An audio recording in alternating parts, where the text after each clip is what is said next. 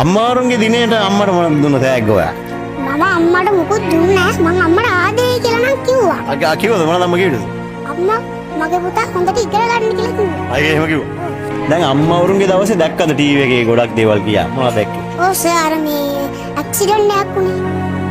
මේ කතරගම බස් එක. ඔව් මේ බස් එකට යට වෙලා අම්මා කෙනෙක් දරුවෙක් මේ දරුවව අතාරින්න නැතුව බස් එකෙන් අල්ලන් ඉන්නවා. මේ දරුවව අතින් අල්ලන් ඉන්න බස් එකට යට වෙලා ඒ කියන්නේ සර් අර බස් එකට යට වෙලා අපි දෙයක් අතාරිනවනේ බස් දෙයකට යට වුණා.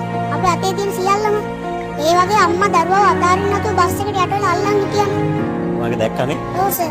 මේ අම්මගේ සම මේ ඇහැට කඳුලක් එක්කලා ඉන්නද? රටේම කට්ටිය වෙලා ඇඬුවා ඒක දැකලානේ.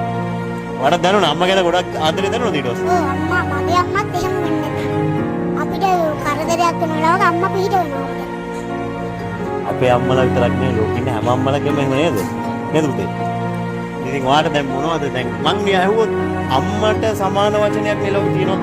අම්මම තමයි අම්මට සමාන කරන්න කවුරුත් නැහැ මේ ලෝකේ.